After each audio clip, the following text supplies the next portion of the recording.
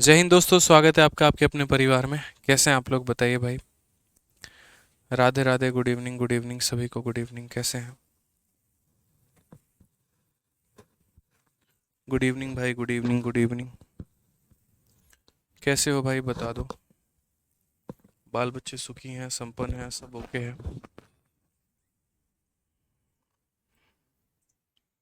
सब बढ़िया। चलो, गुड इवनिंग भाई, good evening. Good evening, good evening, good evening. Good evening sir. जी सर।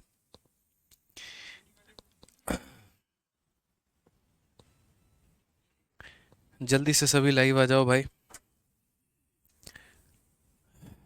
जल्दी से आ जाओ भाई लाइव। नमस्ते, नमस्ते, नमस्ते।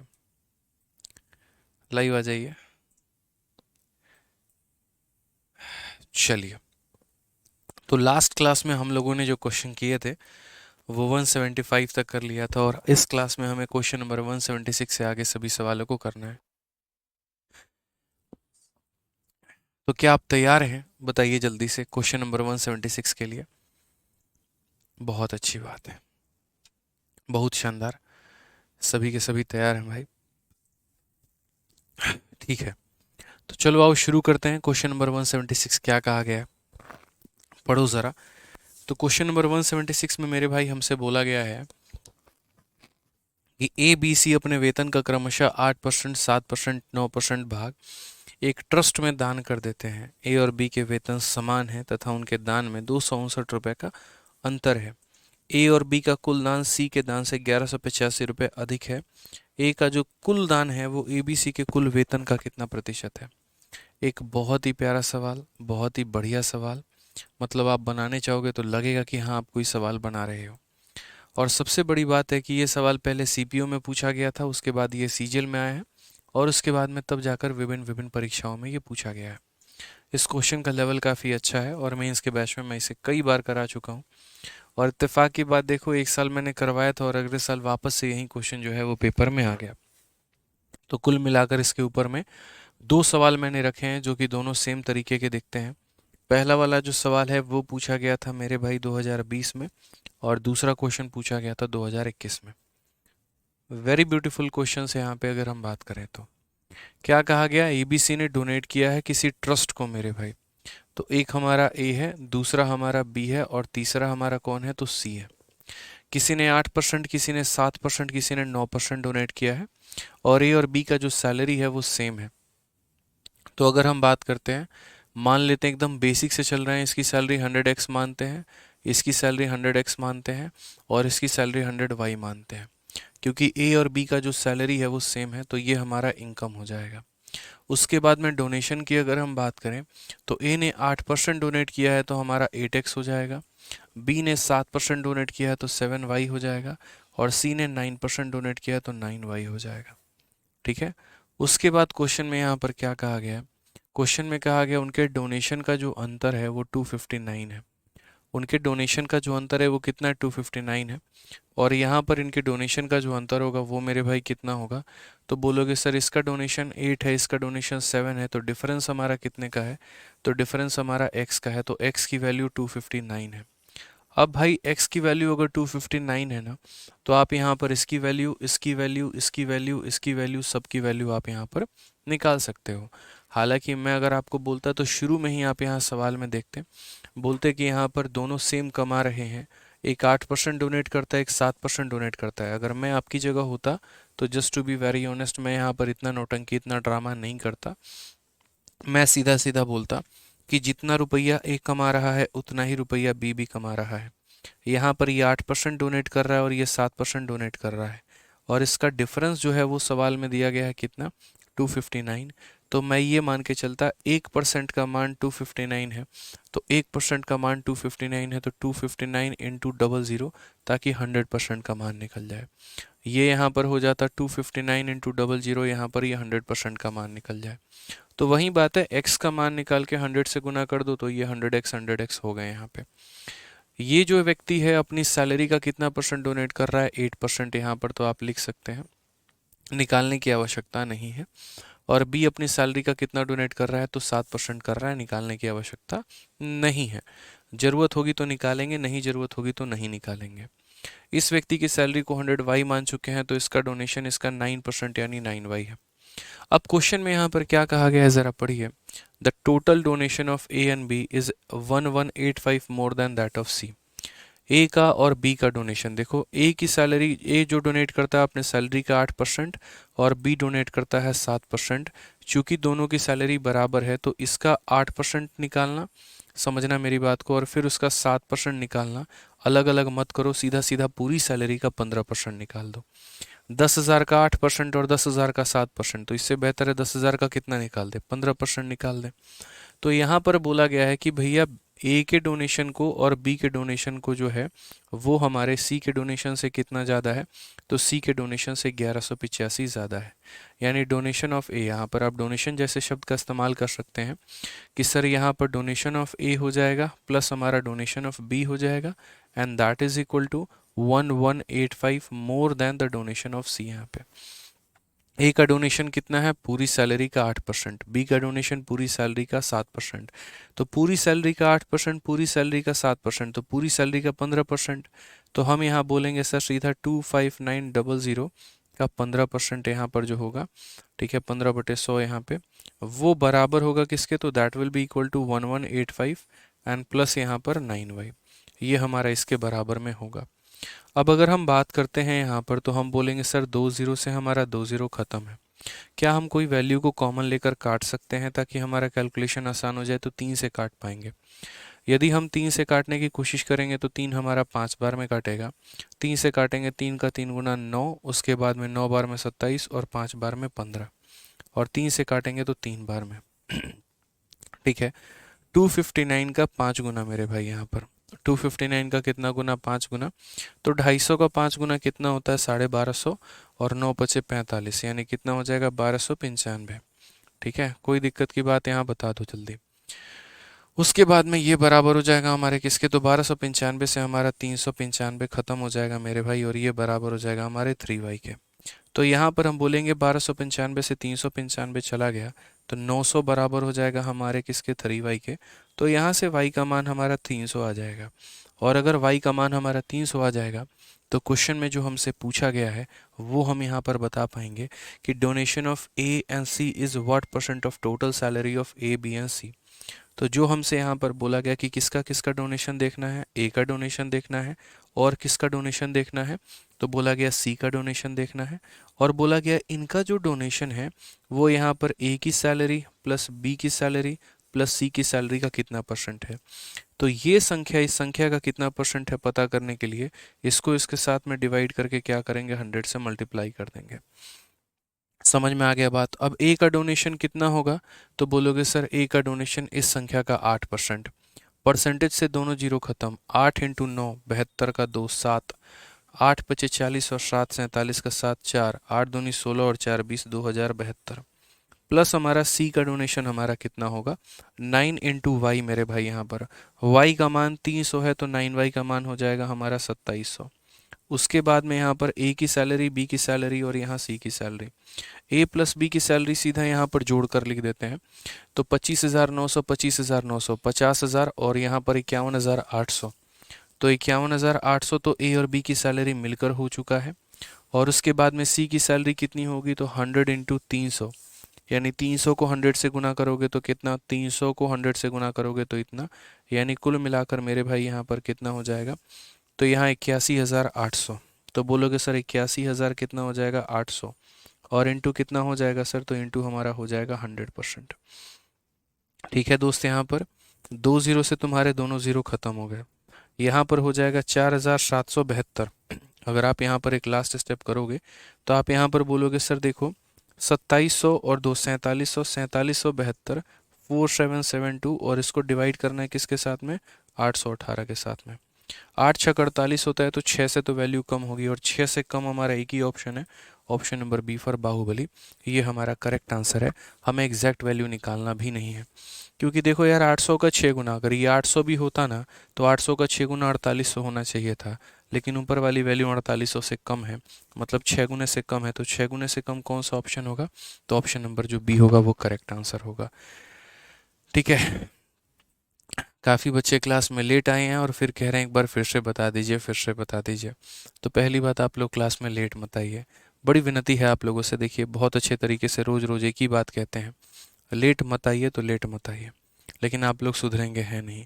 तो अब इसमें हमारी जिम्मेदारी तो नहीं है, बताइए। आप लोग दोबारा से वीडियो को प्ले करके देख लीजिएगा, बढ़िया से समझ में आ जाएगा, ठीक है। बट मैं फिर से नहीं बताऊंगा क्योंकि आप लोग लेट आते हैं क्लास में। रिवाइज करवा दे रहे हैं, देखिए यहाँ पे क्या कहा गया है। ए का और बी का सैलरी सेम है। ए 8% डोनेट करता है, बी 7% डोनेट करता है, सी 9% करता है। तो मैंने कहा यहाँ पर कि ये ए की सैलरी है और ये बी की सैलरी है। इसकी सैलरी यहाँ पर 100x है और यहाँ बी की भी सैलरी 100x है और यहाँ सी की सैलरी 100y। चलो फिर से बता देता हूँ, बड़े ध्यान से अब देख लो, अब नहीं देखोगे तो फिर बाद में नहीं बताएंगे, तो इसीलिए अब दोबारा से देख लो, दोबारा से बता रहे हैं। और टाइम पर आया करो क्लास में। अच्छा सवाल है, बोला था कल ही मैंने कि आज और कल की क्लास बहुत इंपॉर्टेंट है मेंस पॉइंट ऑफ व्यू से, तो समझो इस बात को लेकर यहाँ पे। तो कुल मिलाकर देखो, मैं साइड में बता रहा हूँ, यहाँ समझना, ठीक है। कुल मिलाकर हमारे पास 3 लोग हैं, तो एक ए हो गया, दूसरा बी हो गया, तीसरा सी हो गया। ए ने कमाया है जितना उतना ही बी भी कमा रहा है, यानी 100x 100x। सी की कमाई को 100y मान लिया। ये व्यक्ति अपने इनकम का 8% डोनेट करता है, 8x। ये अपने इनकम का 7% डोनेट करता है, इतना। और ये अपने इनकम का 9% डोनेट करता है, इतना। इनके डोनेशन का जो अंतर है वो 259 है। 8 - 7 यानी x की वैल्यू 259 है। अगर मेरे भाई x की वैल्यू 259 है तो हम यहाँ बोलेंगे 259 इंटू 100 हमारा इतना हो जाएगा। 259 इंटू 100 हमारा इतना हो जाएगा। इसकी सैलरी जितनी है उतना ही रखेंगे। ये अपनी डोनेशन का 8%। 8x की चाहो तो वैल्यू यहाँ लिख सकते हो, कोई दिक्कत नहीं है। हालांकि मैंने नहीं लिखा, just to be very honest, मैंने यहाँ पर इतना लिख दिया कि ये अपनी सैलरी का 8% कर रहा है, ये अपनी सैलरी का 7% कर रहा है, और यहाँ पर ये 9% कर रहा है, ठीक है। फिर यहाँ पर कहा गया ए का और बी का डोनेशन सी के डोनेशन से इतना ज़्यादा है। तो ए का डोनेशन मेरे भाई कितना है, तो ए का डोनेशन अपनी ही सैलरी का 8% और बी का डोनेशन अपनी ही सैलरी का 7%। तो या तो मैं इसका 8% निकालूं, फिर इसका 7% निकालूं और जोड़ूं, या मैं इकट्ठा इसका 15% निकाल दूं। जैसे 10,000 का 10% और 10,000 का 20%, उससे बेहतर सीधा 10,000 का 30% निकाल दो। तो मैंने सीधा सीधा इस संख्या का जो है 8 और 7 यानी 15% निकाल दिया। बराबर हमारा 1185 प्लस 9y। इसको जब मैंने सॉल्व किया है तो y की वैल्यू 300 आई है। y की वैल्यू 300 आ गई है, तो इससे यहाँ पर इसकी सैलरी पता चल गई है। 300 इंटू 100 यहाँ पर यानी कितना हो जाएगा, 300,000 यहाँ ये इतना कमा रहा था। और 9 इंटू 300 ये डोनेट कितना कर रहा था, तो 2700 कर रहा था। अब क्वेश्चन में यहाँ पर कहा गया ए का डोनेशन और सी का डोनेशन सभी के सैलरी का कितना परसेंट है। तो यहाँ ए का डोनेशन और यहाँ सी का डोनेशन लिखना और नीचे सबकी सैलरी लिखनी है। ए का डोनेशन निकालने के लिए अपनी सैलरी का 8%, तो इसको 8% निकाला तो इतना आ गया। सी का डोनेशन यहाँ देखो तो 2700 था, वो लिख दिया। तीनों लोगों की यहाँ पर सैलरी लिख दी है मैंने। ए प्लस बी प्लस सी हमारा इतना आ चुका है, और इंटू हमने 100 जब सॉल्व किया है तो ये वैल्यू हमारी 5.8% के करीब में आई है। तो ये पेपर में अच्छे लेवल के क्वेश्चंस पूछे जाते हैं और आप इसमें कुछ नहीं कर सकते हैं। आपको मेरे भाई इस बात का ध्यान रखना है, आपको सॉल्व करना ही पड़ेगा पूरा स्टेप वाइज। इनके कोई शॉर्ट ट्रिक नहीं होते, इनका कोई भी शॉर्ट अप्रोच नहीं होता है, ठीक है। एक और सवाल है, 1 मिनट आपको दे रहे हैं यहाँ पे, इस सवाल को ट्राई करिए। सेम मेथड है, सेम कंसेप्ट है, सेम लैंग्वेज है, जल्दी से फटाफट ट्राई करिए। अगर इसको बना लिया तो समझ लो कंसेप्ट सारे सीख लिया आपने।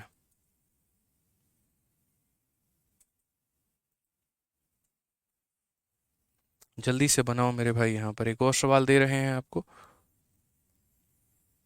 जल्दी से बनाइए, फटाफट बनाइए।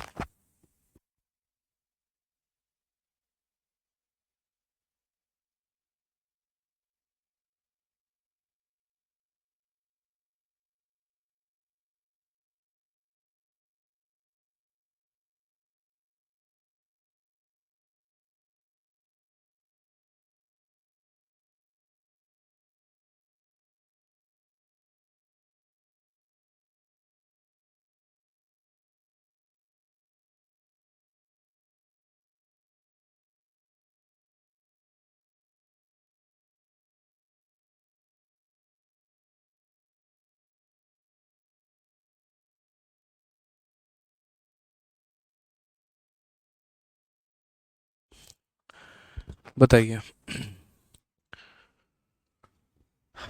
चलो यहाँ पे अब आगे बढ़ते हैं और यहाँ पर इस सवाल को देखते हैं। बहुत वक्त आपको मैंने दे दिया। सेम तरीके से यहाँ पर है, तीन व्यक्ति ए बी सी करके अपने मासिक वेतन का 10%, 7%, 9% एक धर्म ट्रस्ट को दान करते हैं। ए और बी का मासिक वेतन बराबर है। ए और बी के दान के बीच का अंतर 900 रुपये है। सी की तुलना में ए और बी के द्वारा किए गए कुल दान 600 रुपये अधिक हैं, तो सी का मासिक वेतन क्या होगा। ये वाला क्वेश्चन पीछे वाले क्वेश्चन से थोड़ा आसान है। उसमें तो मेरे भाई वहाँ पर पूछा गया था परसेंटेज के बारे में कि उन लोगों का दान जो है सभी के सैलरी का कितना परसेंट है। यहाँ पर चुपचाप बस सी के इनकम के बारे में पूछा गया इज्जत से। तो हम यहाँ पर क्या बोलेंगे, हम यहाँ पर ये बोलेंगे सर देखिए ए हो गया हमारा, बी हो गया और सी हो गया। हम अपने तरफ से इनकम मान लेते हैं।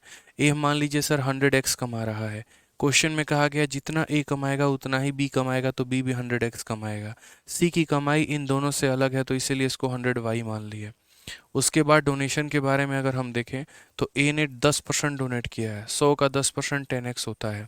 बी ने 9% किया है, तो मेरे भाई सॉरी 7% किया है, तो यहाँ पर इसका 7% 7x होता है। और इसने 9% किया है तो 9y होता है। फिर कहा गया यहाँ पर कि ए और बी के डोनेशन के जो डिफरेंस है वो हमारा 900 है।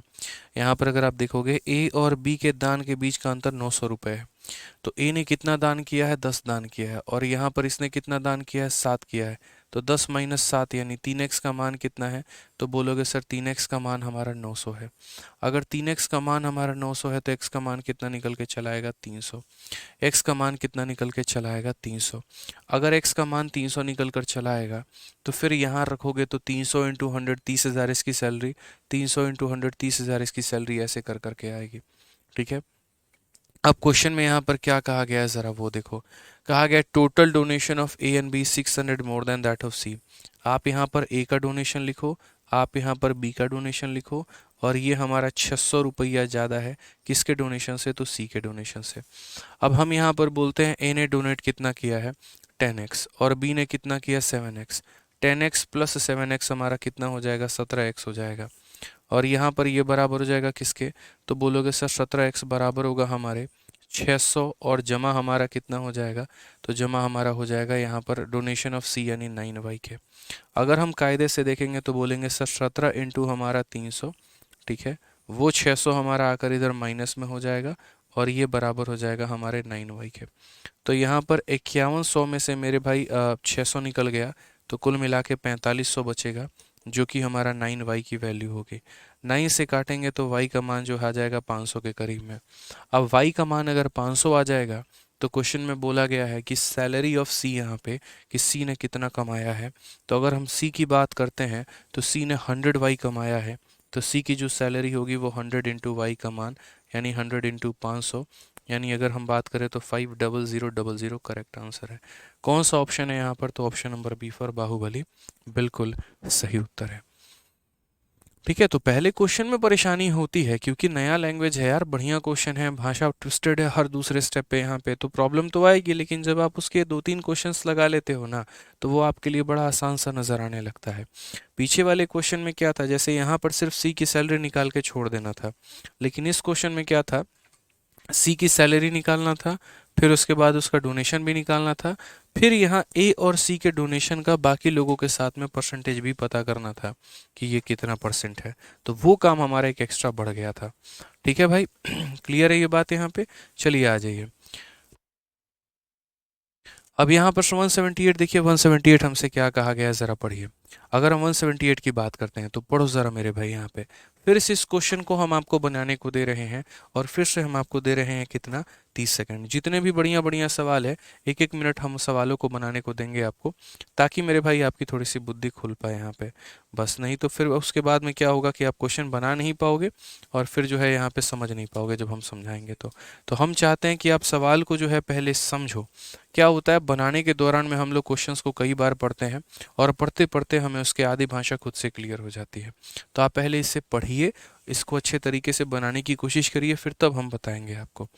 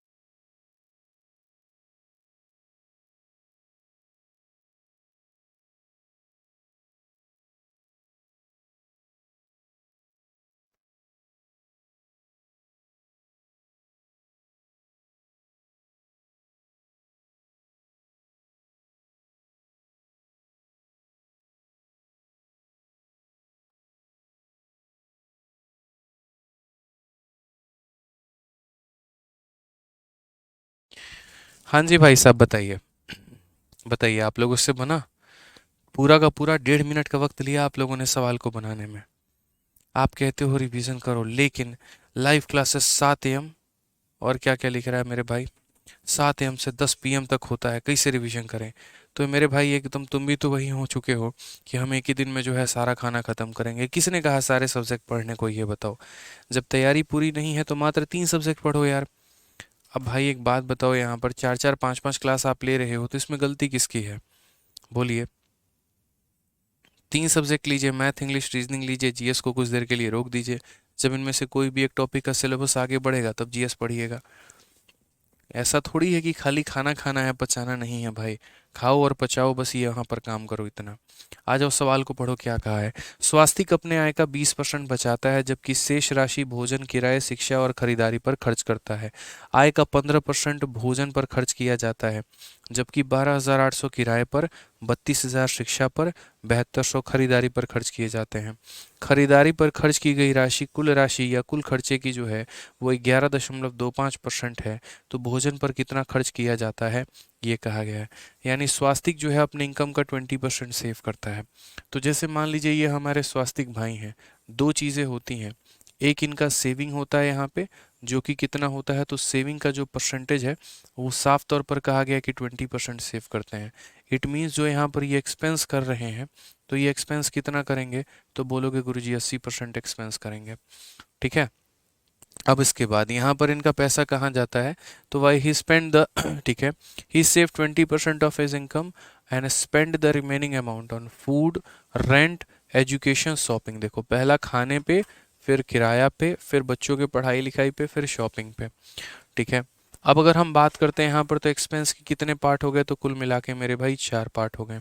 कहीं पर भी रिमेनिंग रिमेनिंग रिमेनिंग जैसा शब्द इस्तेमाल नहीं किया है, तो हम लोग ज़्यादा परेशान नहीं करेंगे। एक फूड हो चुका है, फिर रेंट हो चुका है, फिर एजुकेशन हो चुका है, फिर शॉपिंग हो चुका है। तो अगर हम बात करते हैं यहाँ पर, तो क्वेश्चन में कहा गया कि 15% of the income is spend on food. ये बड़ा शानदार लाइन उन्होंने बोला है, पूरी इनकम का 15%। अभी मैंने इनकम को कुछ माना नहीं है अपने तरफ से, इस बात को ध्यान रखना, लेकिन इतना बोला गया कि पूरी इनकम का 15% यहाँ पर ये खाने पे करते हैं। ठीक है। इतना percent spend on full, 12,800 rent के ऊपर में। रेंट के ऊपर में कितना जा रहा है? तो 12,800। उसके बाद में यहाँ पर एजुकेशन पे कितना जा रहा है? तो 7200 जा रहा है। ठीक है। और 12,800 स्पेंड ऑन रेट, इतना परसेंट 32,000 मेरे भाई एजुकेशन पे जा रहा है।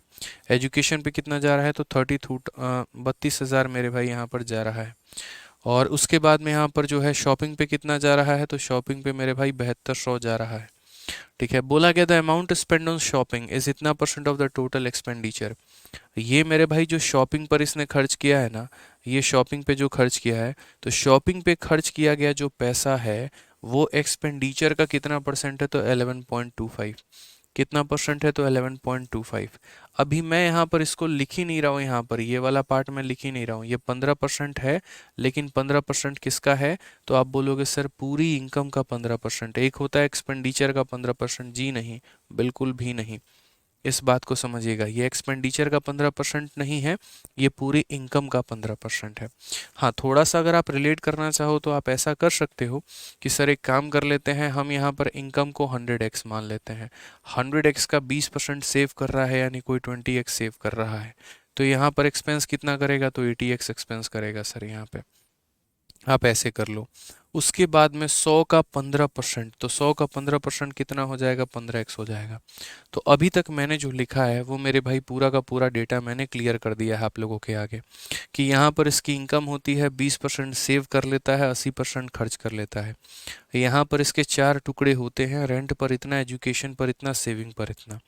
ठीक है। और उसके बाद में जो खाने पर खर्चा होता है पूरी आय का 15% होता है, यानी 15x होता है। अभी तो मैंने सिर्फ बोर्ड पर वो लिखा है जो क्वेश्चन में दिया है, मैंने तो अभी सॉल्व भी नहीं किया है। समझ में आ गया बात यहाँ पे? अब मैं सॉल्व करना शुरू करूँगा। बोला गया है यहाँ पर कि शॉपिंग में जो पैसा है वो इतना परसेंट है, किसका? तो खर्चे का।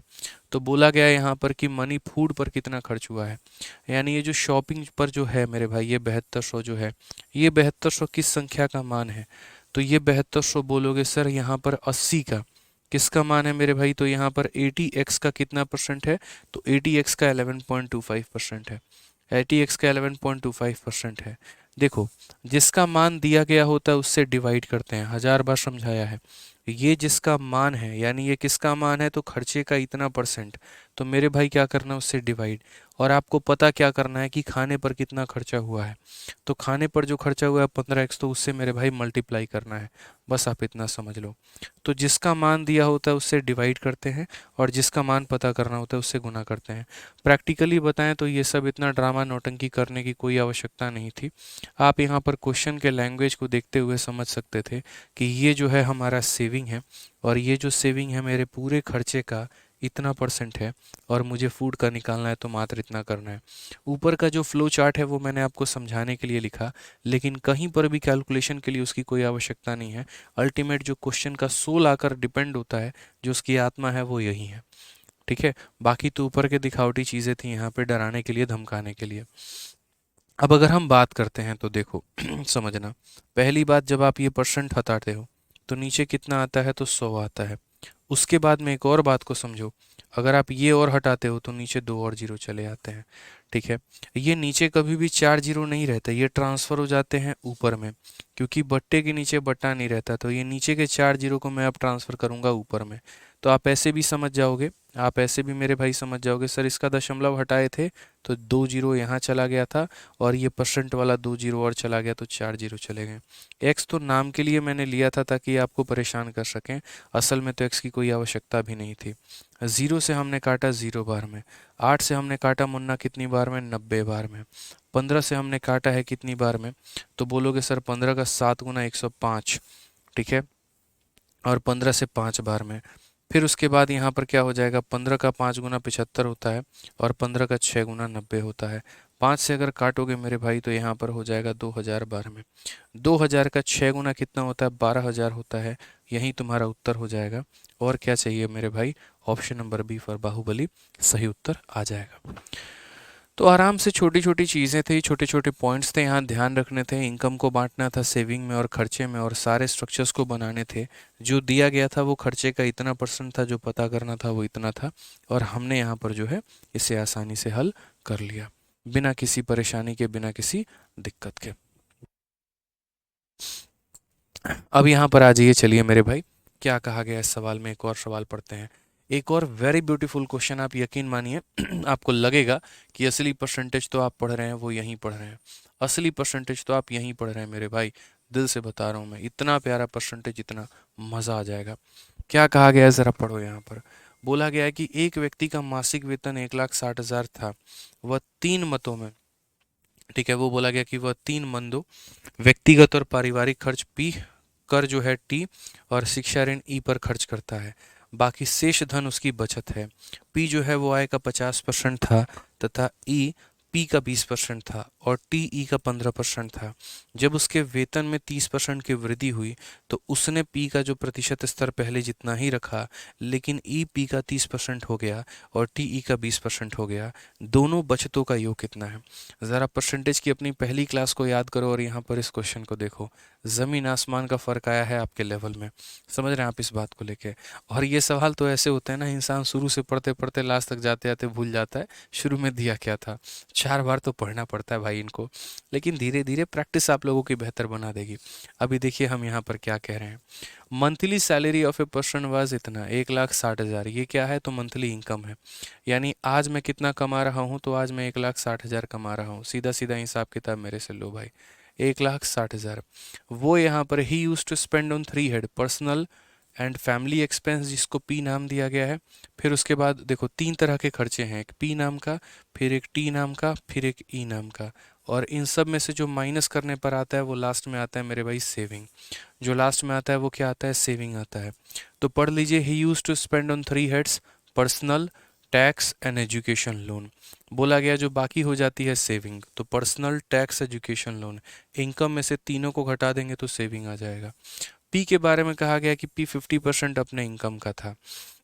मैं सीधा परसेंट निकालूंगा मेरे भाई, यहाँ पर समझना, ये जो इनकम है इस संख्या का 50% है। ये मैं यहाँ ड्रॉ बना के लिख भी देता हूँ, हालांकि ज़रूरत नहीं है, बट फिर भी इस बात को समझो कि पी नाम का जो खर्चा है इनकम का 50% है।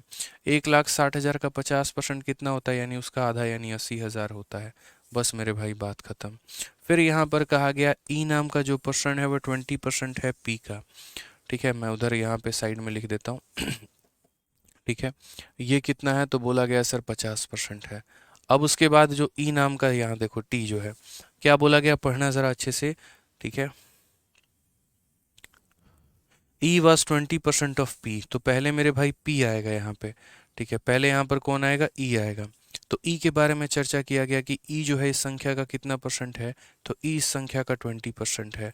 तो मेरे भाई 80,000 का 10% 8,000 होता है, तो 20% 16,000 होगा। अब इस स्थिति पे आने के बाद मैं आपको ये नहीं बताऊंगा कि इसका 20% कैसे निकालते हैं। मेरे भाई उम्मीद करते हैं इतना तो आप जानते होंगे। और 80,000 का 20% वे भी नहीं निकाल पाए तो ये सवाल तो वैसे भी नहीं समझ पाओगे। तो इतना छोटा छोटा कैलकुलेशन तो कर ही सकते हो। नेक्स्ट कहा गया मेरे भाई टी जो है वो 15% है हमारा ई का। अब हम बात करते हैं टी के बारे में, जो हमारे ई का 15% है। ई का हमारा कितना है 15%। 15 और 16 हमारा कितना बनाते हैं, तो 15 और 16 मेरे भाई 240 बनाते हैं। गुना करके देख लो क्या दिक्कत है, 16 25 80, 16 कम 16 8 24। तो 15 और 16 मेरे भाई 240 बनाते हैं। ठीक है, परसेंटेज से दोनों जीरो खत्म, तो एक जीरो तो कम से कम दहेज में आएगा, यानी 2400। कहने का मतलब मैंने क्या किया, सीधा डायरेक्ट निकाल दिया 16,000 का 15%। और अगर डायरेक्ट नहीं निकाल सकते, 16,000 का 10% 1600, 5% 800, तो 1600 और 800 मिलकर 15% यानी 2400 का निर्माण कर देंगे। ये इस व्यक्ति का इनकम है, ये इसके 3 तरह के खर्चे हैं। और इनकम में से जब तीनों तरह के खर्चे को निकालते हैं तो क्या निकलता है, सेविंग। यही क्वेश्चन में कहा गया है। ज़रा माइनस करिए एक बार यहाँ पर आप। ठीक है, आप बोलेंगे आप खर्चा कितना किए, 80,000 और 16,000, 96,000, 98,400। तो 98,400 फिर से रिपीट कर रहा हूँ, 80 और 16 96, 98,400। तो 98,400 मतलब 1 लाख में 1,600 कम, और यहाँ पर 60,000। तो क्या बोलोगे, 60,000 और यहाँ पर 61,600 आपकी सेविंग हो गई। क्या यहाँ पर मैंने सही लिखा है कि गलत लिखा है, बस मुझे मेरे भाई यहाँ पर ये बता दो।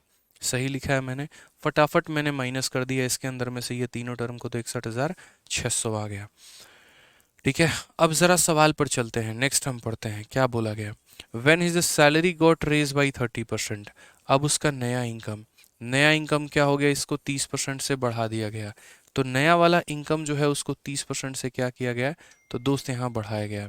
अब नया वाला इनकम को अगर 30% से बढ़ाया गया है तो यहाँ पर दो ऑप्शन है, या तो सीधा सीधा पुराने इनकम का 30% निकाल के जोड़ दिया जाए, या फिर मेरे भाई जो है यहाँ पर सीधा सीधा उसका 130% निकाल दिया जाए। ठीक है, मैं फिर से रिपीट कर देता हूँ, यहाँ पे इसमें 30% बढ़ा दिया गया है। तो वही बात है, जैसे यहाँ पर 16,000 का 10% कितना, देखो यहाँ 1,60,000 है, 1,60,000 का 10% 16,000 होता है। तो 10% 16,000 होता है, तो मेरे भाई 30% 48,000 होगा।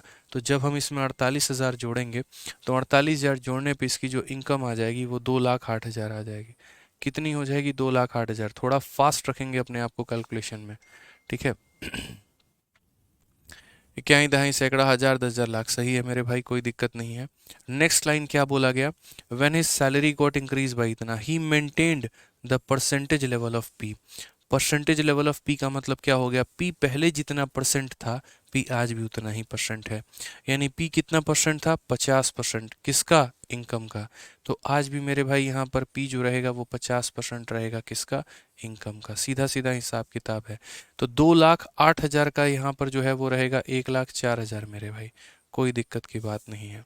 नेक्स्ट कहा गया, but E became 30% of P. ठीक है, तो यहाँ पर अगर हम ई की बात करते हैं तो ये इसका 30% हो जाएगा। 30% वापस से फिर वही बात है, परसेंटेज से यहाँ दोनों जीरो खत्म, जीरो और जीरो मेरे भाई 2 जीरो आ जाएगा। 104 का 3 गुना हमारा कितना हो जाएगा, तो बोलोगे सर 412 हो जाएगा, यानी इतना 41,200। फिर से रिपीट करता हूँ, 104 को 3 से गुना करो 412 आ जाएगा। एक जीरो का एक और जीरो आ जाएगा, परसेंटेज 2 जीरो को खत्म कर देगा तो एक जीरो मिल जाएगा तुम्हें। ठीक है, लास्ट टी बिकेम 20% ऑफ ई। अगर हम टी की बात करते हैं तो इस संख्या का 20% मेरे भाई। ठीक है, तो फिर से वही मल्टीप्लाई करो, 2 से इसको मल्टीप्लाई करो तो 8 2 और 4 हो जाएगा, परसेंटेज तुम्हारे दोनों जीरो को ख़त्म कर देगा और एक ज़ीरो यहाँ पर ही आ जाएगा। अब अगर हम सेविंग की बात करें तो अब हमारा सेविंग कितना होगा ज़रा देखो। तो कहा गया यहाँ पर the sum of the two saving is, इसकी सेविंग हम लोग पहले निकाल चुके हैं, बस इसकी सेविंग निकालनी बाकी है। ठीक है, तो आप ऐसे समझ लो कि 2,08,000 में से 1,04,000 तो चला गया, बच गया 1,04,000। उस 1,04,000 में से बाकी यहाँ पर इन दोनों को घटा देना है। या फिर ऐसे कह लो कि सर 2,08,000 में से सबको माइनस कर लो, आपकी अपनी इच्छा है, कोई दिक्कत की बात नहीं है। तो यहाँ पर एक बार सबको जोड़ लो ज़रा, 1,04,000 और 41,000, तो यहाँ 1,45,200, 1,45,200, 1,53,200, 1,53,440, 1,53,440 मेरे भाई, ये इसके खर्चे हैं। जब मैंने ये तीनों खर्चों को जोड़ा तो ये हमारा इतना आया। और सैलरी हमारी है मेरे भाई 2,08,000 रुपये। जब मैंने इसमें से माइनस किया तो हमारा कितना हो जाएगा, तो बोलोगे सर यहाँ पर जो है ठीक है, ये हमारा हो जाएगा 44,560। कितना हो जाएगा सर, 44,560। कितना हो जाएगा, 44,560 हो जाएगा। सर आप जोड़ कर देख लीजिए, 0 6 4 10 5 4 9 10 4 3 7 1 8 5 4, एक सेकंड, 54,000 होगा मेरे भाई, यहाँ पर माफ़ करना, 54,560 होगा। ठीक है, तो यहाँ पर कितना हो जाएगा, 54,560। ये आप जोड़ लो यहाँ पे 54,560। ठीक है, अब सही है, 0 10 10 8 और 10 मेरे भाई। ठीक है, अब यहाँ पर बात करते हैं दोनों का, मुझे क्या बताना है, तो मुझे दोनों पी 31,200 होगा ना, कहाँ पर भाई,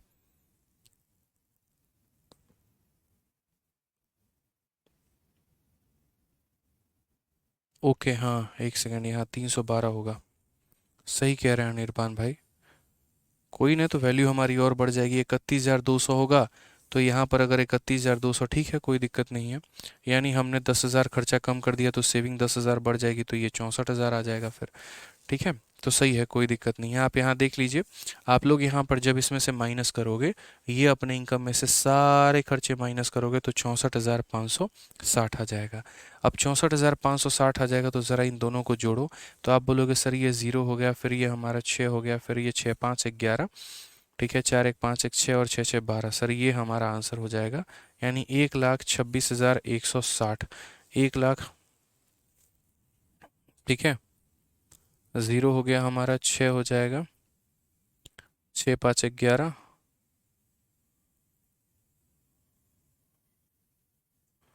एक सेकेंड यार, रुक जाइए आप लोग, यहाँ पर है ना सारा बदलेगा, सारा समीकरण भी बदलेगा, इसका भी डेटा बदलेगा। जैसे मान लीजिए कि हमने इस संख्या का 30% निकाला तो ये आ चुका है, अब इस संख्या का 20% निकालेंगे तो वही बात है, 2 का 2 गुना 4, 2 हो जाएगा, 6 हो जाएगा मेरे भाई, और 0 हो जाएगा, पूरा डेटा ही बदल जाएगा यहाँ पे। अब उसके अनुसार हम लोग यहाँ सेविंग निकाल लेंगे। तो सेविंग निकाल लेंगे तो देखो यहाँ पर 1,04,000 हमारे पास बचा है, तो 1,04,000 और 31,000, 1,00,000 कितना हो जाएगा, 31,4 35, 35 और 6 हमारा 41।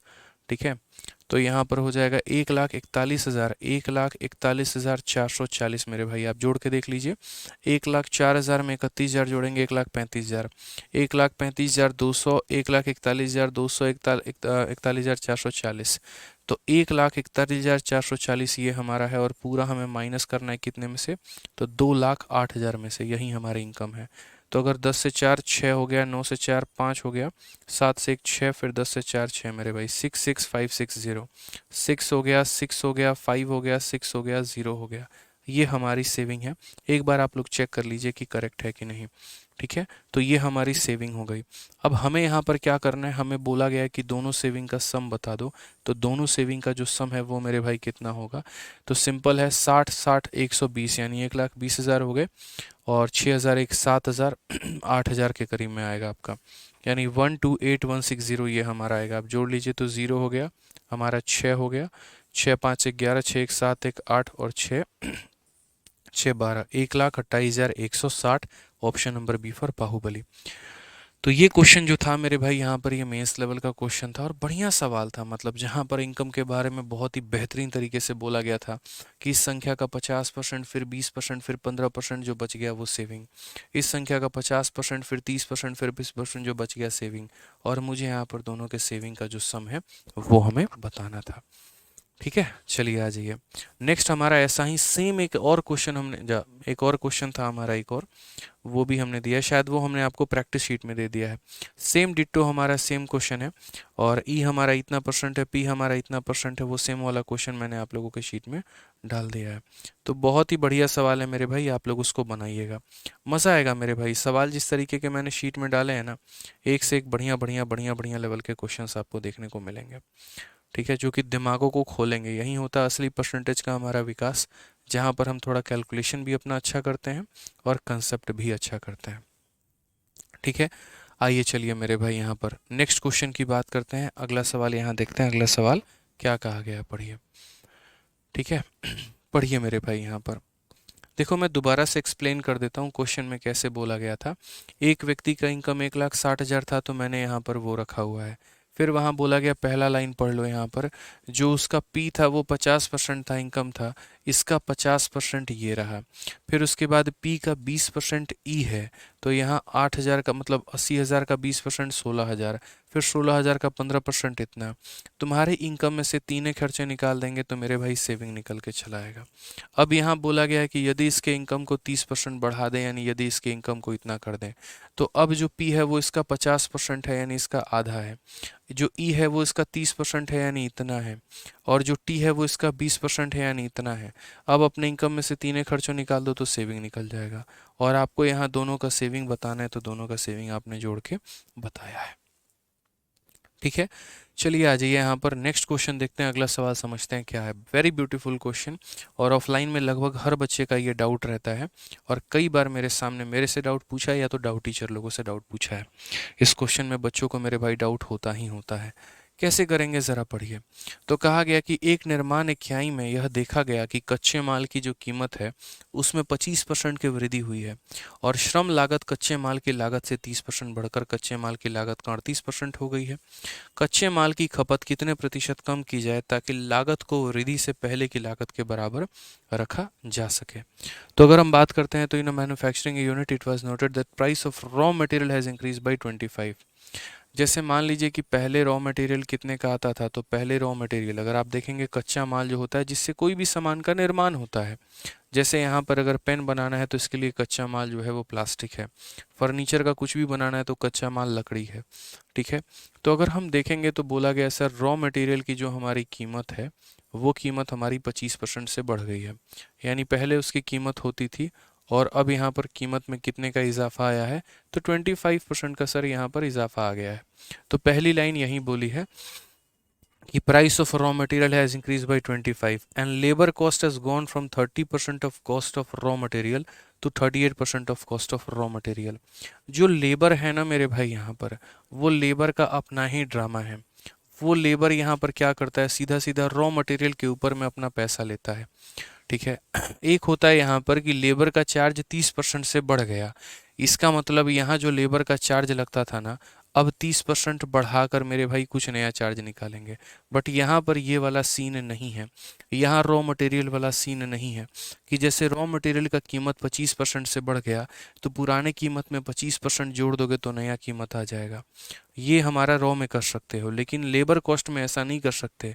जो लेबर होता है ना, वो एक तरीके से तुम्हारे रॉ मटेरियल के ऊपर में डिसाइड होता है। जैसे ऐसे समझ लो, यहाँ पे जो आप ठेका देते हो, तो ठेका किसके ऊपर में होता है। मान लो कि 500 स्क्वायर फुट का एरिया पे ऊपर टाइल लगाना है, तो लेबर उसका चार्ज लेता है। लेकिन कल के दिन 500 के जगह पर 700 स्क्वायर फुट तुम्हें यहाँ टाइल लगवानी हो, तो उसके अनुसार लेबर चार्ज बढ़ जाता है। तो लेबर का जो अनुबंध होता है वो किसके साथ में होता है, रॉ मटेरियल के साथ में। तो लेबर ने अपना परसेंटेज बढ़ा दिया। पहले जो लेबर लेता था वो 30% of cost of raw material था, और रॉ मटेरियल का जितना भी खर्चा आता था उसका 30% मेरे भाई वो लेता था यहाँ पे। और अब जो लेबर है वो ले रहा है नया वाला कॉस्ट का कितना परसेंट, तो नया वाले में 38% मेरे भाई नए वाले कॉस्ट का वो ले रहा है। ठीक है, फिर बोला गया what percentage of the consumption of raw material be decrease so that cost was same as that of before, ये हम लोग निकालेंगे। अब एक बात बताओ मेरे भाई, अक्सर हम लोगों की आदत क्या होती है, अक्सर हम लोगों की आदत यहाँ पर होती है 100 मान लेना। तो यहाँ आप 100 मानोगे ना, तो 100 में 25% बढ़ाने के बाद 125 आ जाएगा। कोई दिक्कत की बात नहीं है, कोई परेशानी की बात नहीं है। 100 का 30% हमारा 30 होता है, हम वो भी लिख लेकिन जब यहाँ 125 का 38% निकालने जाओगे तो तुम्हें कष्ट होगा। तो क्यों ना हम यहाँ पर एक काम करें कि हम यहाँ पर एक ऐसी संख्या मान ले। देखो, हम यहाँ पर जब भी ऐसी स्थिति में फंस जाते हैं ना, ऐसा नहीं है कि हम बना नहीं सकते, बस हमारे क्वेश्चंस कैलकुलेटिव होंगे। इसका 30% निकालना आसान है, लेकिन इसका 38% निकालना थोड़ा कैलकुलेटिव है। तो जब भी हम अपने कैलकुलेशन में ऐसे फंस जाते हैं, तो उस केस में हम अपने मन से 100 नहीं मानते हैं। उस केस में यहाँ जो भी परसेंट दिया गया होता है, इसको फ्रैक्शन में तोड़ देते हैं, ताकि ये भी तो कुछ कह रहा है, इसकी भी तो सुनो। हर जगह अपनी मनमानी चला रहे हो तो इसकी क्या जरूरत है फिर। अब कल के दिन 11 होल 1/9 दिया और तुम जबरदस्ती का 100 मान के बैठे हो, तो ऐसे थोड़ी होता है भाई।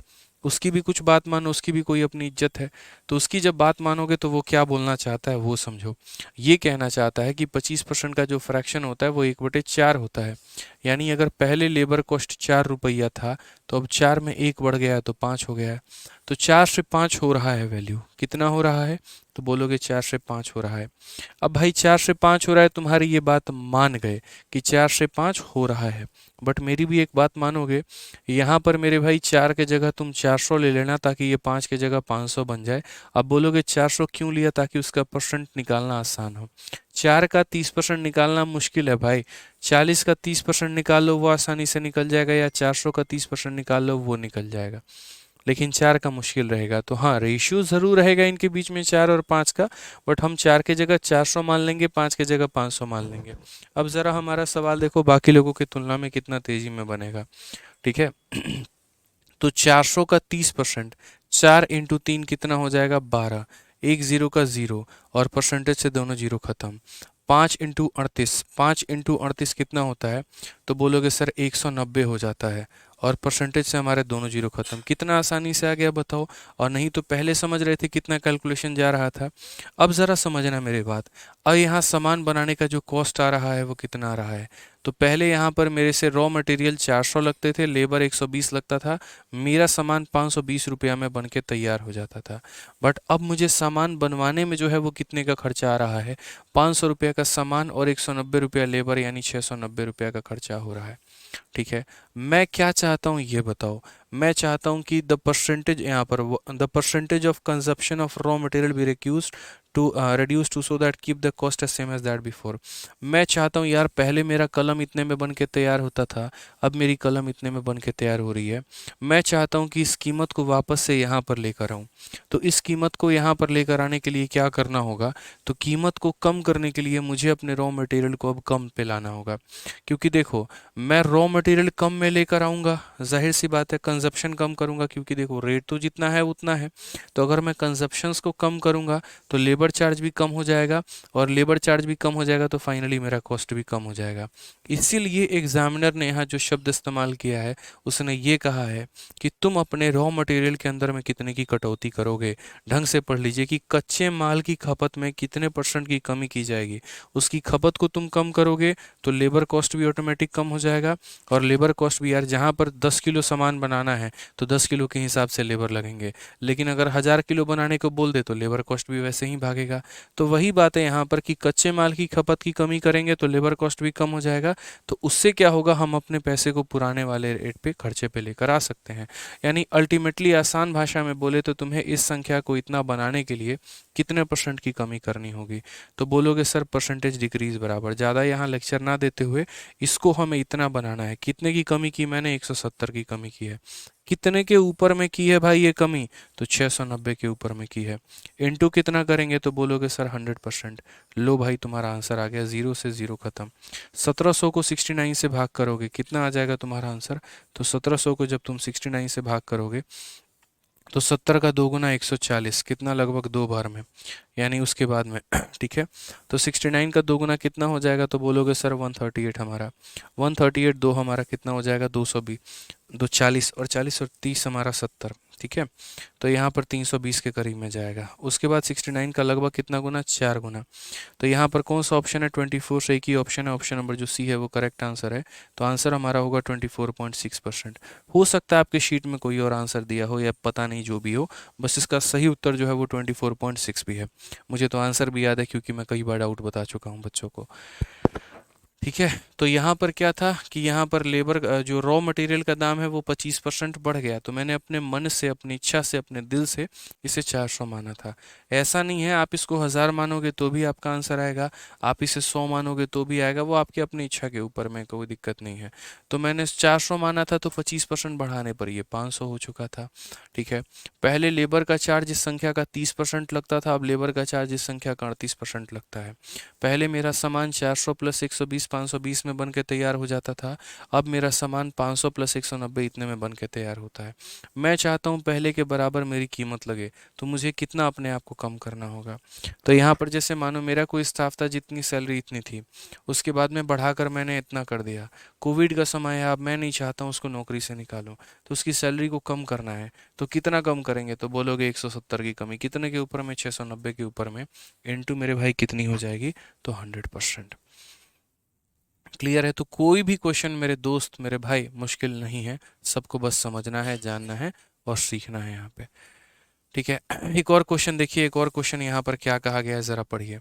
11/5 of a number A is 22% of a number B. The number B is equal to 2.5% of a number C. If the value of C is हमारा इतना, then the sum of 80% of A and 40% of B is. Very beautiful question मेरे भाई। ठीक है कि 11/5 of A number, देख लो 11/5 of A number A बराबर हो जाएगा 22% of number B. 22% of number B का मतलब 22/100 ऑफ किसका मेरे भाई, तो 22/100 of number B. And the number B is equal to, देखो 11/5 of A is equal to 22% of number B. तो पहले हम इन दोनों के बीच में रिलेशन निकाल लेते हैं। तो ये हमारा 11 से 2 बार में, 5 से हमारा कितनी बार में, तो 20 बार में, और 2 से हमारा कितनी बार में, तो 10 बार में। तो यहाँ पर ए अपॉन बी की जो बात है मेरे भाई, वो रेशियो कितनी आ जाएगी, तो 1/10 आ जाएगी। ये किसका रेशियो होगा, तो ए अपॉन बी का हो जाएगा दोस्त यहाँ पे। अब अगला पॉइंट पढ़ो क्या कहा गया है। बोला गया बी जो है वो 2.5% है किसके मेरे भाई, तो सी के, और सी का मान हमारा इतना दे रखा है। तो हम यहाँ डायरेक्ट नहीं लिख सकते हैं, बी जो है वो मेरे भाई कितना है, 2.5% ऑफ सी के, यानी 2.5% ऑफ किसका मेरे भाई, तो सी का। और सी की वैल्यू कितनी है, तो बोलोगे सर 5500 है, तो यहाँ पर 5500, डबल जीरो से तुम्हारा डबल जीरो खत्म। ठीक है। अगर आप यहाँ पर और करना चाहते हो तो दशमलव हटाओगे तो नीचे 10 आ जाएगा, 2 से काटोगे, हालांकि 2 से तुम्हारे पास काटने का कोई ऑप्शन ही नहीं है, तो सीधा सीधा बी की वैल्यू निकाल लो।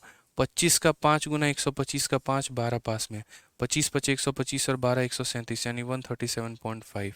ये किसकी वैल्यू है दोस्त यहाँ पर, तो ये बी की वैल्यू है। फिर से रिपीट कर देता हूँ यहाँ पर, क्वेश्चन में क्या बोला गया था, क्वेश्चन में बोला गया था 11/5 of A is equal to इतना परसेंट ऑफ बी। तो वहाँ से हमने ए और बी का रेशियो निकाल लिया।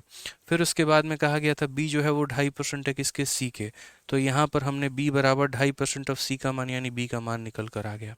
ठीक है। अब मेरे भाई जो ये बी का मान हमारा निकल कर आया है, तो ये बी के मान को हम क्या करेंगे, इस बी के मान को लाकर हम यहाँ रख देंगे। तो किसका मान निकल के चला जाएगा, ए का मान निकल के चला जाएगा।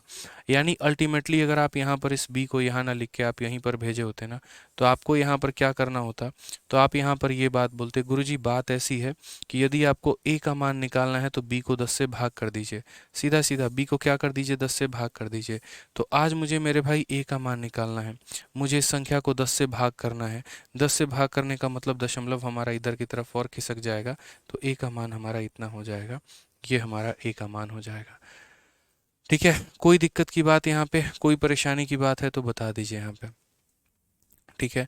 अब कहा गया 80% of A and 40% of B मेरे भाई, कि ए का 80% और बी का जो है 40%। इस क्वेश्चन को मैं शॉर्ट में भी बता दूंगा, निश्चिंत रहो आप लोग, यहाँ पे कोई दिक्कत की बात नहीं है।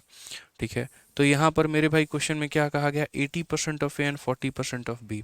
80% ऑफ ए का मतलब क्या हो जाएगा, 80/100 ऑफ किसका मेरे भाई, ए का, यहाँ पे।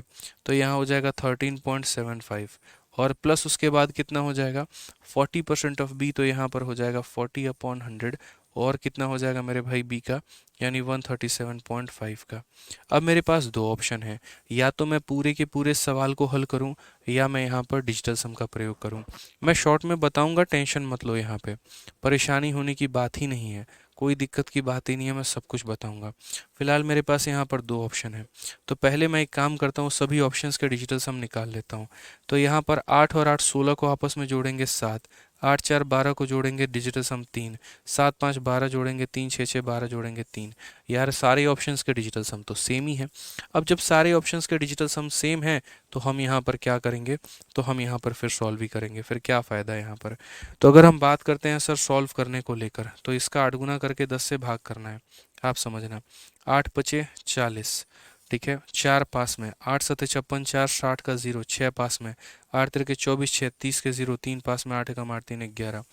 दो संख्या के बाद दशमलव था और एक और 10 से लगा देना, मतलब इतना। यानी कुल मिलाकर यहाँ पर जो आएगा वो हमारा कितना आएगा, 11 आएगा। जब इस संख्या को इसके साथ गुना करके 10 से भाग करेंगे तो 11 आएगा। उसी तरीके से यहाँ पर आप समझिएगा इस बात को, दशमलव हटा दीजिए, आपका नीचे 10 आ जाएगा। 4 इंटू 5 20 का 0 2, 4 सते 28 30 का 0 3, 4 तीन 12 3 15 5, 4 एकम 4 और एक हमारा 5, और 100 से भाग करेंगे तो 2 जीरो और ख़त्म। तो यानी 55 और 11 मिलकर कुल मिलाकर हमारा कितना बनाएंगे, तो कुल मिलाकर 66 बनाएंगे।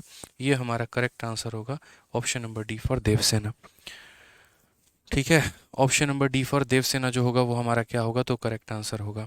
तो यहाँ पर वही बात थी, पहले आपको ए और बी के बीच का रिलेशन निकालना था। ठीक है, फिर बी की जो वैल्यू थी वो सी के मान का 2.5% था, तो बी का मान निकालना था। उस बी के मान को यहाँ रखते तो ए का मान निकल कर आता। अब उस ए का इतना परसेंट और बी का इतना परसेंट निकालते तो वैल्यू निकल कर आती। ठीक है, सी कहाँ गया, सी का मेरे भाई यहाँ पर इस्तेमाल हुआ है, देखो यहाँ पे b is equal to 2.5% of C, तो यहाँ पर सी का मात्र इतना इस्तेमाल हुआ है। अब इस सवाल को हम शॉर्ट में कैसे कर सकते थे, यही तो बात रहती है ना कि इसको हम शॉर्ट में कैसे करते हैं। तो मेरे भाई इसके शॉर्ट में करने का बहुत ही सिंपल फंडामेंटल है।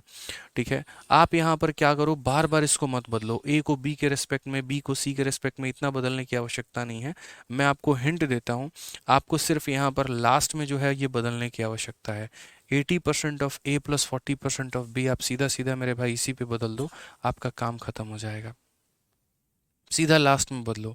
अब बोलोगे सर कैसे, अब ये हम अभी नहीं बताएंगे, कल की क्लास में बताएंगे, क्योंकि 7:30 पे अभी यूट्यूब पे अनाउंसमेंट है, मैं 5 मिनट ऑलरेडी लेट हो चुका हूँ।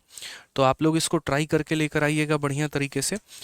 ठीक है, और उसके बाद में इसका सेकंड मेथड मैं कल की क्लास में डिस्कस करूंगा। कुछ नहीं करना है, मतलब ए और बी को शुरू में जो हम रेशियो बना रहे थे ना, और फिर बी की वैल्यू निकाल रहे थे, कुछ नहीं निकालना है। ठीक है मेरे भाई, ए को भी बी के टर्म में बदल देना है, बस इतना ही करना है। ए को भी बी के टर्म में बदल देना है और फिर लास्ट में हम सीधा सीधा आंसर निकाल देंगे, वो मैं डिटेल में समझाऊंगा कल। ठीक है, चलिए तो बढ़िया तरीके से पढ़िए, और काफ़ी बच्चे आज लाइव हैं, मतलब कल की तुलना में आज ज़्यादा बच्चे लाइव हैं।